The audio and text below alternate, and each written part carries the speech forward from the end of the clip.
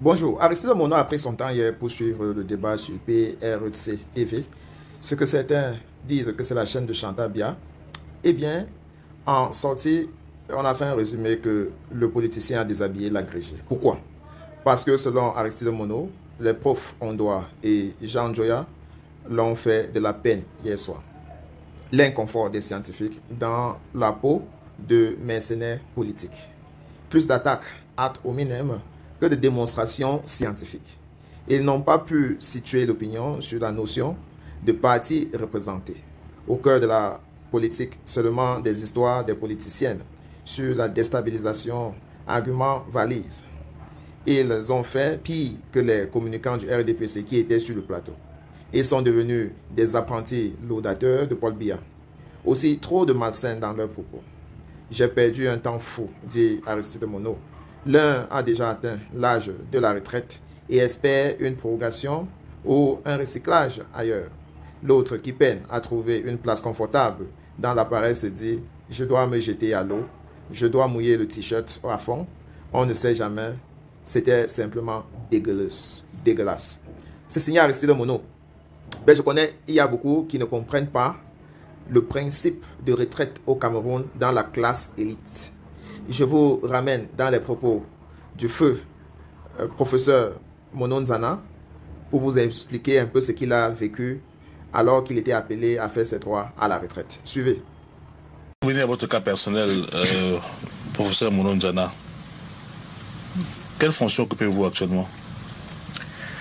En ce moment, et officiellement, très officiellement, je suis retraité comme enseignant et chercheur à Yaoundé 1. Mais pendant qu'arrive la retraite, j'étais chef du département de philosophie, qui est logé à la faculté de lettres, chez le doyen de la faculté de lettres, et chef de la division de la recherche et des publications dans les services centraux de monsieur le recteur. J'ai été nommé cumulativement. Et l'acte de nomination précise que c'est cumulativement. Donc, ayant eu ma retraite le 3 novembre, j'ai été surpris de voir que le doyen m'appelle au téléphone pour me demander d'aller assister à la passation de service avec le chef du département intérimaire. J'ai bondi sur la chaise. J'ai dit, quel chef intérimaire? Je ne suis pas au courant. Je ne suis pas au courant. Alors je ne me suis pas rendu à cette passation de service. Pour revenir à tout ce qui se passe dans votre vie, vous êtes né le 3 novembre 1946. Oui.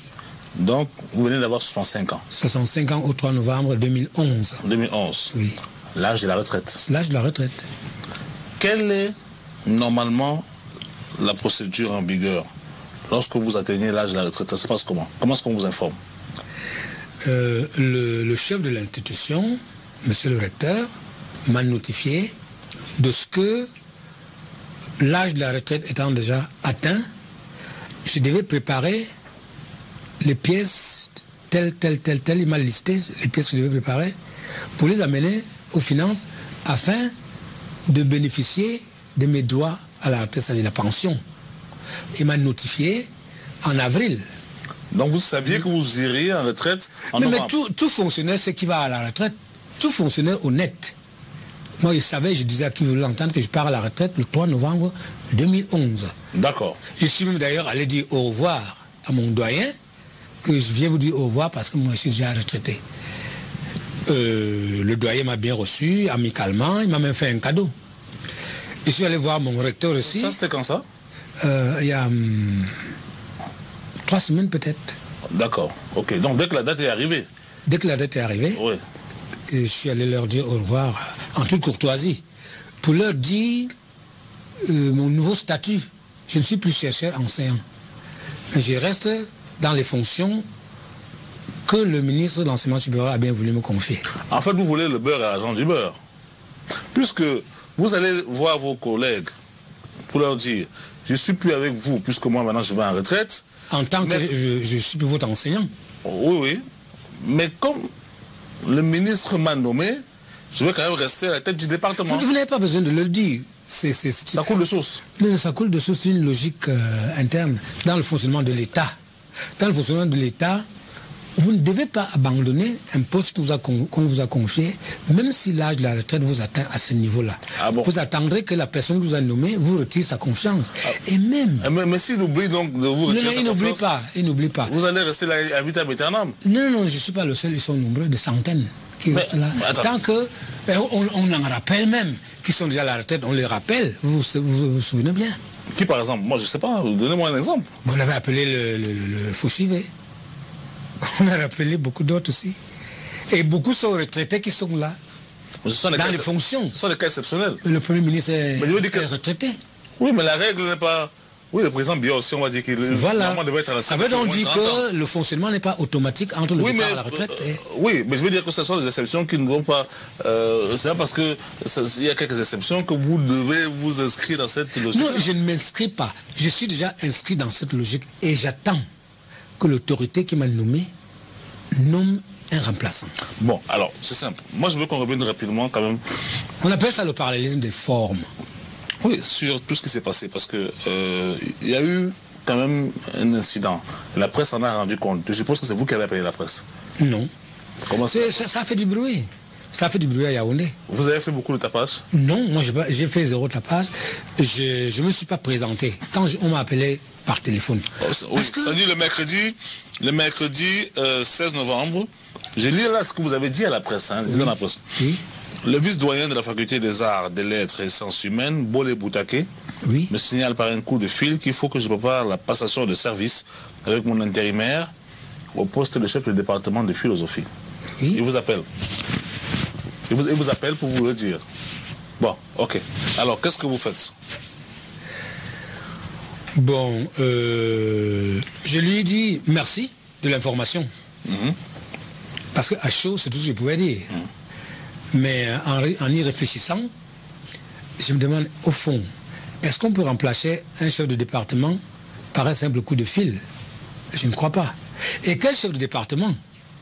Je suis un homme qui a quand même un nom dans ce pays. Et il faut qu'on me respecte.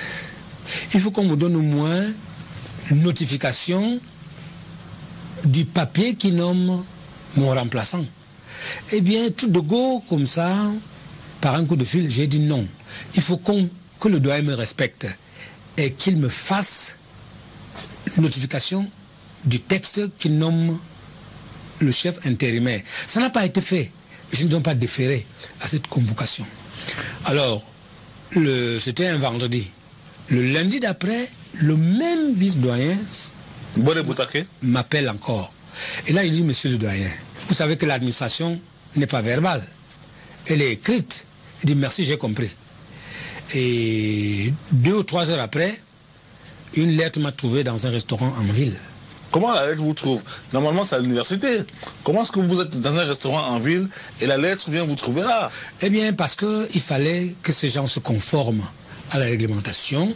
Ils ont donc écrit une lettre. Ils sont allés donner à mon collaborateur en l'enjoignant de me la porter, même si je suis dans mon village. Il m'a donc téléphoné, je lui ai dit là où je me trouvais, il m'a apporté la notification. Et qu'est-ce que dit la lettre? La lettre est une simple lettre de monsieur le doyen plein. C'est-à-dire monsieur Laurent Omba. Voilà. Richard il dit que, conformément à une décision du recteur, je dois me rendre le lendemain à une passation de service. Bon, un avocat était à côté de moi. Avec mes amis, on a fait un commentaire. Il se retourne et dit, vous parlez de quoi? Je lui ai expliqué. Il dit, maître, si vous pouvez me rendre ce service, allez dire au doyen qu'il ait comme l'amabilité de me faire tenir la décision, cette fameuse décision dont j'entends parler. Alors l'avocat est allé le voir le lendemain matin, avant le rendez-vous que le doyen avait prévu pour l'après-midi. Mon avocat lui a dit, enfin par lettre quoi, par courrier, mon opposition à ce genre de passation de service comme une lettre de cachet au temps du roi Louis XIV. Les lettres de cachet vous envoient à la Bastille et vous partez comme ça. Non, nous sommes dans un état de droit. Et un état de droit fonctionne avec une certaine syntaxe, une certaine grammaire. c'est cette grammaire dont je veux l'application. Alors, mon avocat lui a dit, mon client ne peut pas venir comme ça s'il ne voit pas l'acte. Et je crois que c'est 2 ou 3 jours après qu'enfin, on est venu déposer l'acte en question. Signé du doyen. Signé du recteur. Directeur. Oui. L'acte en question, c'est quoi? C'est l'acte qui vous met à la retraite? Non. Le doyen m'avait notifié de ma retraite en avril. Oui. Cet acte est l'acte qui a été préparé par mon doyen afin que le recteur le signe. Et qui affecte donc un nouveau responsable du département. Voilà, un intérimaire. L'ancien ministre Pius Ondoa. L'ancien ministre Pius Ondoa, oui. Qui devient en fait, qui prend votre place. Voilà. De manière par intérim. De par la volonté du canal. La volonté des canals. Des canals, oui, des canals, d'accord, ok. Alors. Et non pas la volonté du ministre qui m'avait nommé. Oui. Ça se passe comment? Comment est-ce que. Qui nomme? C'est le ministre qui nomme. Le ministre a la prérogative de nommer les chefs de département. Bien sûr, c'est proposition des autorités locales. N'est-ce pas? Parce que le ministre ne peut pas connaître tous les chefs de département de 8 universités. Donc, il fallait donc que les gens qui sont chargés de proposer fassent une proposition de remplacement. Ils ne l'ont pas fait. Ils ont préféré remplacer directement. Et selon vous, ils n'ont pas le droit de le faire? Ils n'ont pas le droit tant que le ministre est présent à Yaoundé. Il n'est pas mort, il n'est pas absent, il n'est pas en invalidité. Il faut lui dire qu'il y a urgence, monsieur le ministre, il faut nommer tel. Parce qu'il y a urgence. Est-ce que vous êtes allé voir le doyen? Le doyen? Non, vous avez envoyé l'avocat. J'ai envoyé l'avocat. Vous êtes allé voir le recteur? Non plus. Je ne savais pas que c'est le recteur qui avait signé. Mais quand vous avez vu la lettre du recteur? Quand j'ai vu la lettre du recteur, les choses s'étaient déjà gâtées. Gâtées dans quel sens? Ça y est, l'avocat avait déjà porté mon opposition. Oui. Si j'avais vu la lettre du recteur, j'aurais assoupli ma position. Vous aurez fait quoi? J'aurais été voir le recteur pour en débattre avec lui. En lui disant, je suis prêt à partir, ou bien non, j'attends que le ministre... Oui, en lui disant, monsieur le recteur, je vous respecte beaucoup, mais j'aimerais quand même que vous fassiez une proposition pour que les formes soient respectées.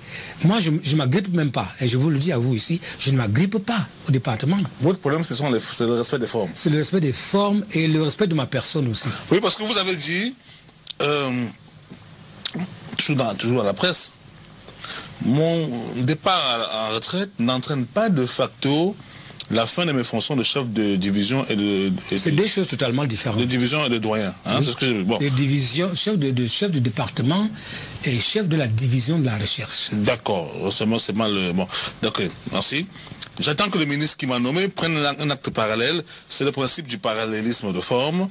Le ministre est encore vivant et il est en poste à Yaoundé. Oui. Même s'ils sont administrativement...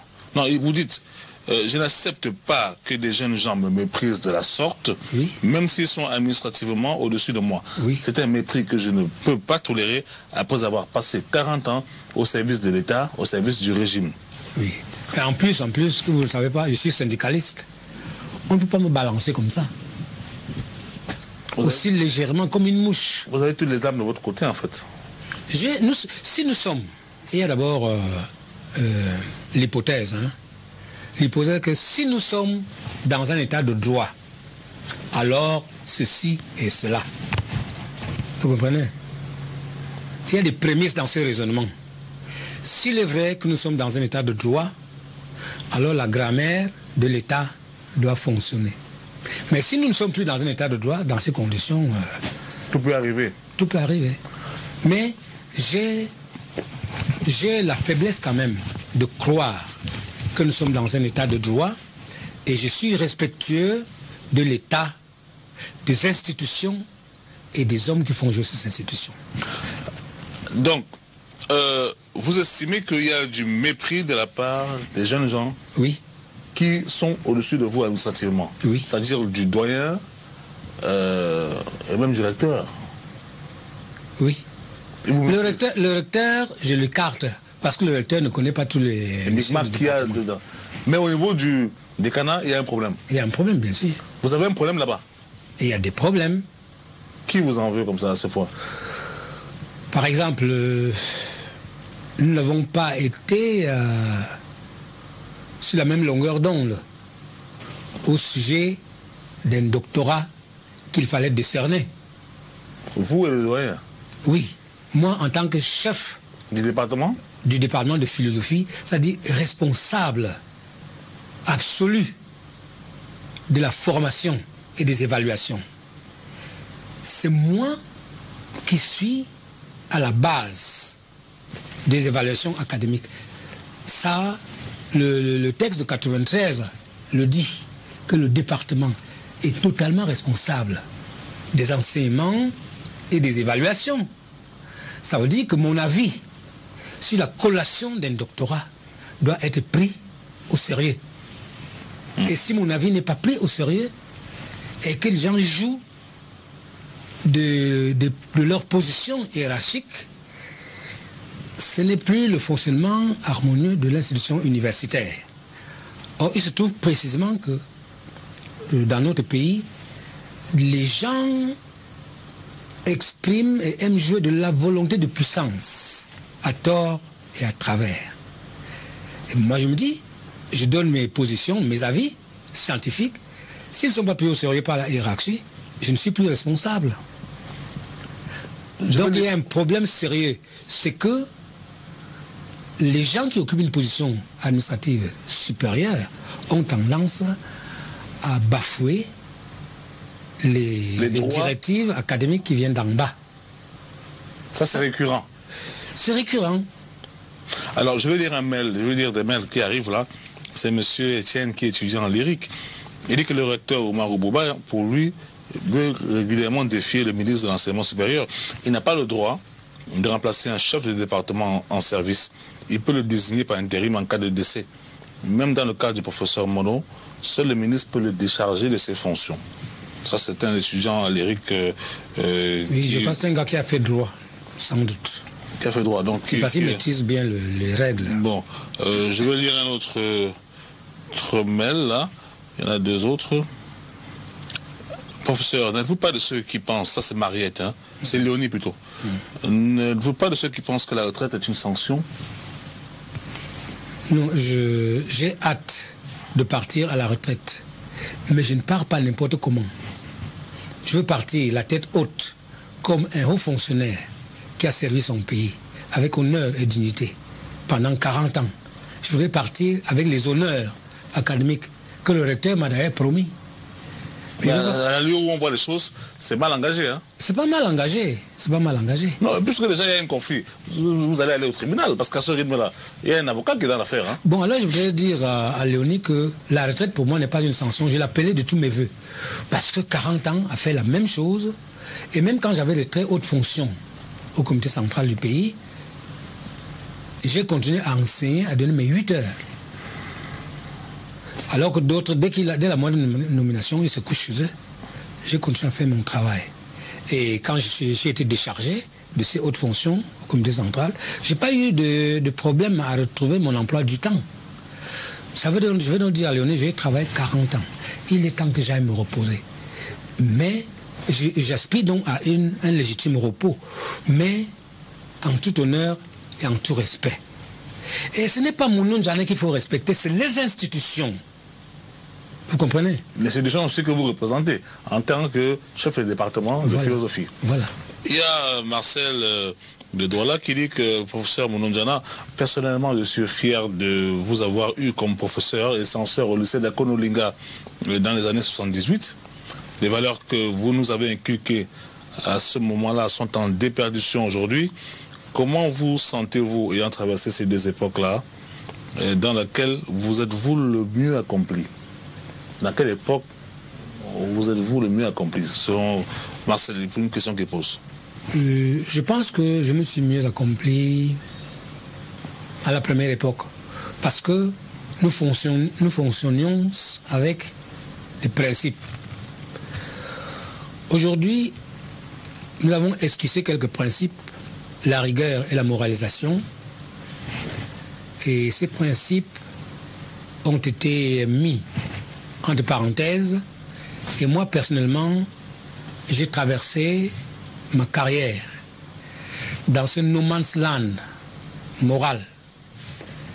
Et maintenant que je prends la retraite, je pars avec un sentiment de satisfaction parce que je vois la rigueur qui commence à pointer encore du nez. Mais moi, je pars. Et je pars sans regret. Parce que j'aspire à un repos légitime et je vais m'engager à d'autres occupations. Vous allez nous en parler tout à l'heure. Je voudrais qu'on revienne donc à ce petit problème-là que vous avez actuellement. Est-ce que vous avez essayé de voir le ministre Jacques Famé Ndongo? J'ai essayé de voir le ministre Jacques Famé Ndongo. Il ne vous a pas reçu? Il m'a reçu. Et qu'est-ce qu'il vous a dit, le ministre Jacques Famé Ndongo? Bon, je crois que je ne devrais pas... venir le dire ici à la télévision? Oui. Mais il est pour le respect des formes. Il est pour le respect des formes. Donc la décision... Il a marqué son étonnement. La décision du directeur est nulle. Il a marqué son étonnement de n'avoir pas été consulté. Mais il ne m'a pas dit ce que je devais faire, moi. Bon, pour lui, la décision du directeur est de nul effet pour l'instant. Non, il m'a dit que c'est quelque peu irrégulier. Ok, on dit la même chose. Donc, vous... Mais il n'a pas dit que c'est nul effet, il m'a dit que c'est quelque peu irrégulier. Ok. Donc, qu'est-ce qu'on fait donc, comme c'est un peu quelque peu irrégulier?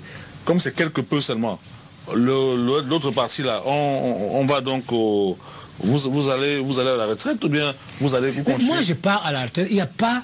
D'accord, oui, je ne peux pas renier mon âge. Ok, mais votre fonction, chef de département, qu'est-ce que vous faites? Maintenant, la fonction de chef de département, je vous ai dit que je suis bon républicain, respectueux des institutions et des hommes qui les incarnent. Il s'agit que j'ai à faire face, je suis dans un dilemme, entre l'arrêté du ministre qui m'a nommé et qui n'a pas encore nommé mon remplaçant, et la décision du recteur qui, dans la hiérarchie des normes juridiques, occupe une position inférieure. Alors, je suis écartelé. Obéir, continuer à respecter l'arrêté du ministre qui n'a pas été abrogé, ou bien respecter la décision du directeur qui compte abroger l'arrêté du ministre. Alors, vous, un bon citoyen, que feriez-vous? Alors, c'est un dilemme. C'est un dilemme. Ce matin, vous étiez au professeur Moulounjana? J'étais à une soutenance de jury. J'ai fait deux jurys ce matin, avant de venir à Douala. Deux jurys? Deux jurys de philosophie. Hier aussi, vous étiez de soutenance? Hier, vous n'étiez pas à votre bureau? Je dis à mon bureau, oui. De chef de département? Mais j'y vais chaque matin. Donc, ça veut dire qu'en fait, pour l'instant, vous avez choisi votre option. Mon option... Vous n'êtes pas écartelé. Vous êtes dans une option bien précise.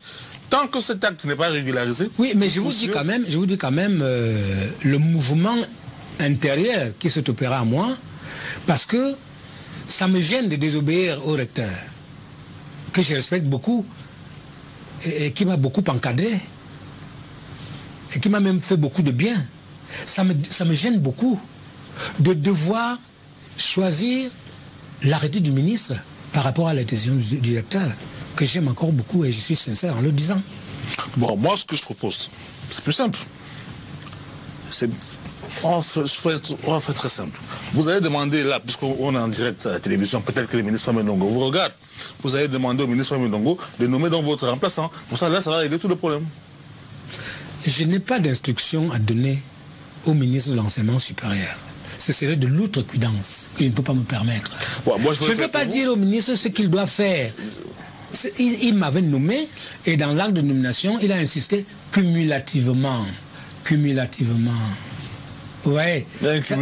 Oui, ça veut dire que il a voulu attirer l'attention dans cet acte-là qu'il a pris. N'est-ce pas? Et quand il a insisté cumulativement, en ajoutant cet adverbe, ça veut dire qu'on doit quand même regarder deux fois avant de m'enlever. Donc, moi, je propose, monsieur le ministre Famé Ndongo, je peux me permettre de... Oui, vous êtes journaliste, vous allez dire, moi, lui, il est mon patron hiérarchique, il ne peut pas lui donner des instructions. D'accord, alors, mais je veux avoir votre permission avant de dire ce que je vais dire. Ah, non, vous prenez sur vous. Hein. Je vais demander qu'on vous remplace, puisque monsieur le professeur est allé à la retraite le 3 novembre 2011, après 40 ans de bons et loyaux services, que tous les Camerounais ont pu apprécier. Pouvez-vous, monsieur le ministre Famé Ndongo, le décharger de ses fonctions de chef de département? Comme ça, il y aurait un parallélisme des formes. Bon, je vous appuie, n'est-ce pas, en disant que je ne m'accroche pas. Vous avez dit ça depuis... Oui, c'est pour ça que je vous dis que... Je ne m'accroche pas au poste de chef de département. Mais maintenant, il faut seulement qu'on respecte le parallèle des fonds. Et je parle à tête haute. Voilà ce que je veux. Ce n'est même pas grand-chose, au fond. Mais c'est ce que je suis en train de dire au ministre. Bon, maintenant, le ministre a sa convenance. S'il pense que je fais un travail utile au département, il ne m'enlèvera pas. Ah oui, si. Il y a une nuance. Parce qu'il est question aussi d'être efficace. Il y a l'efficience d'une gestion. Est-ce que vous voulez finalement partir, professeur? Est-ce que vous voulez partir? Bon, est-ce qu'en votre fort intérieur, est-ce que vous pensez que vous faites un travail utile? Je pense que je fais un travail utile. Donc vous devez rester? Non, si le ministre pense que je dois partir, je dois partir. Non. Mais je sais que je fais un travail utile. Donc, non, parce que si vous faites un travail utile, il n'y a pas de raison que vous partiez. Surtout qu'il y a d'autres qui sont encore en fonction alors qu'ils sont largement retraités. Oui. Pourquoi vous partirez alors que le Premier ministre, comme vous dites, lui, il est encore en poste? Est-ce que vous l'avez dit tout à l'heure? Non, il n'est pas le seul. Mais lui, bon, il est nommé, ok, d'accord. Bon, mais... dans la République, ils sont des centaines. Ah bon? Oui, après... qui sont retraités, qui ont gardé l'office. Oui, mais non, parce que vous avez dit... Et je ne veux pas... Est-ce qu'il n'y a pas une c'est parce qu'en philosophie, il y a ce type de... On relève ce type de contradiction. C'est-à-dire que vous voulez quelque chose que vous ne souhaitez pas. C'est-à-dire, vous souhaitez partir après 40 ans de bon service, vous le dites? Je suis parti de la fonction publique. D'accord, voilà. Ok. Mais deux, comme vous estimez que vous faites un travail qui est important pour la République, vous voulez rester à ce poste-là? Non, je n'ai pas à intercaler mon vouloir personnel. Non, attendez. Vous estimez que vous êtes encore utile? Oui. Vous pouvez apporter encore? Oui, j'apporte. D'accord. Donc, ce serait mieux que vous soyez à ce poste-là? Non, je ne bascule pas dans cette conclusion. Je sais que je suis utile, mais il ne dépend pas de moi de rester à ce poste. Ok. Bon, c'est un peu compliqué. Mais bon... Non, c'est pas compliqué, il ne dépend pas de moi de rester là. Quel est votre souhait exact? Vous voulez Mon souhait est que le ministre m'enlève quand il en aura convenance et qu'il me remplace. Voilà, c'est clair et simple. S'il n'en a pas convenance, vous avez beau le lui demander, il prendra le temps qu'il voudra. Quand vous avez vu le ministre, c'est vrai que c'est confidentiel. Est-ce que vous lui avez dit, par exemple, que moi m'envoie à la retraite, alors qu'il y en a d'autres qui sont là depuis des années et qui ne sont pas à la retraite? Ça aurait été un très mauvais raisonnement. Bon, mais vous avez quand même pu lui faire... Non. Pas de comparatisme, non. Je plaide pour ma cause, que je ne suis pas respecté, malgré mes états de service, et on m'enlève sans respecter les formes. Bon.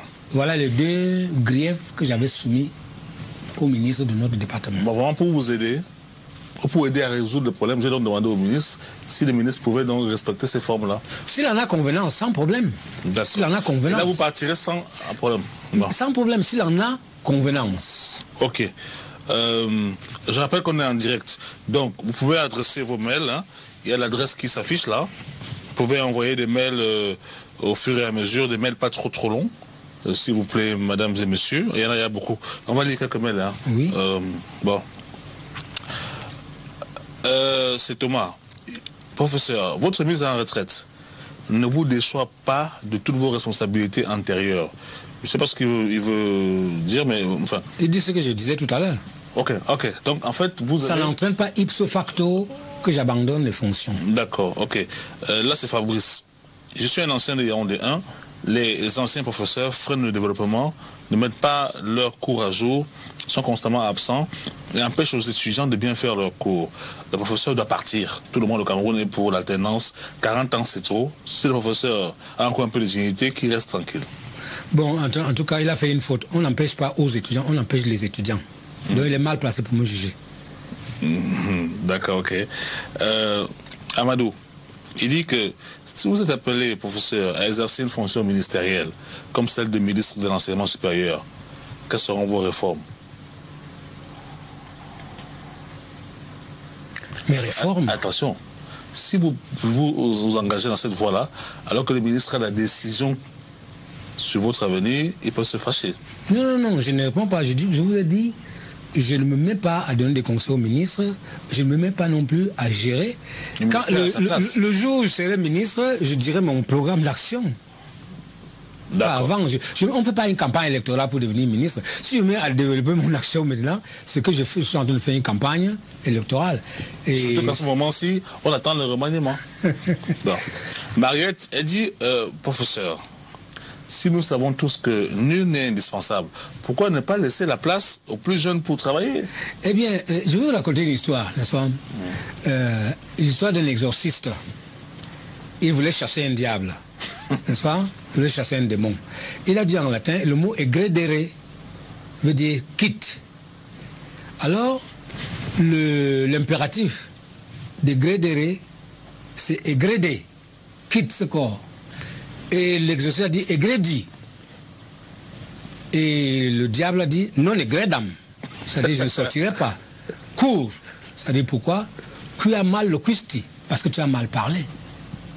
Ça veut donc dire que ceux qui me parlent de dignité ne comprennent pas la problématique. Moi, je suis prêt à partir. Je veux seulement que les formes soient respectées. Il faut qu'ils sachent que nous sommes dans un état de droit. Vous comprenez? Aucun citoyen ne peut occuper un poste par la force.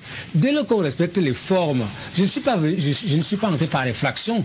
Je ne sortirai pas par effraction non plus. Ça veut dire que si, tant que ces formes ne sont pas respectées, vous êtes là, la vitam aeternam. Je vous ai dit les prémices de ce raisonnement.